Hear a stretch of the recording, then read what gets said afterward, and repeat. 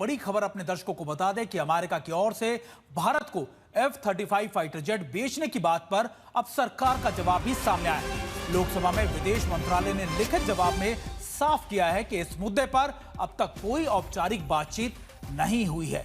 यह जवाब उस समय आया है जब अमेरिकी F-35 लड़ाकू विमान की संभावित बिक्री को लेकर पूछा गया था।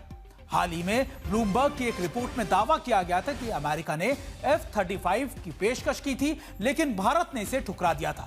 लेकिन सरकार के मुताबिक ऐसी कोई औपचारिक पेशकश या प्रस्ताव नहीं आया था, यानी ना तो डील की बात हुई और ना ही ठुकराने की। एमईए के इस जवाब के फिलहाल F-35 से जुड़ी अटकलों पर भी विराम लगा दिया है। लेकिन सवाल यह है कि क्या अमेरिका टैरिफ का दबाव बनाकर इसे बेचने की कोशिश कर रहा था और सरकार ने इस पर रुख साफ कर दिया और यह संकेत दे दिया कि भारत सरकार किसी से भी झुकने वाली नहीं। अब भारत के पास क्या क्या विकल्प है और क्या भारत की दिलचस्पी रूस के Su-57 में है, आइए आपको दिखाते हैं।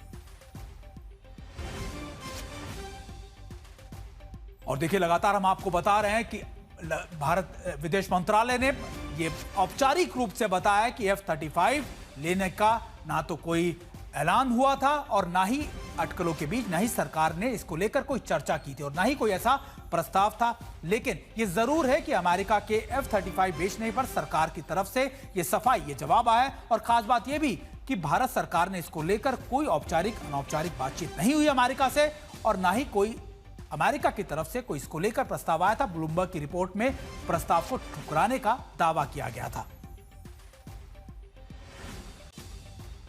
और देखिए, हम आपको बता रहे हैं कि भारत F-35 को लेकर, आपको याद होगा कि इससे पहले भी F-35 को लेकर कई बातें हुई थी, लेकिन लगातार ये सवाल उठ रहे थे कि क्या भारत के इसी ठुकराने के बाद, यानी F-35 को ना लेने के बाद ही अमेरिका ने टैरिफ का ये दबाव बनाने की रणनीति अपनाई और अमेरिका ने लगातार भारत पर दबाव बनाने की कोशिश की। लेकिन इस बीच भारतीय सरकार का, विदेश मंत्रालय का यह औपचारिक या फिर आप कह सकते हैं आधिकारिक बयान सामने है, जिसमें उन्होंने साफ तौर पर कहा है लिखित बयान में संसद में कि ऐसा कोई प्रस्ताव नहीं था और ना ही इसको लेकर कोई बातचीत थी।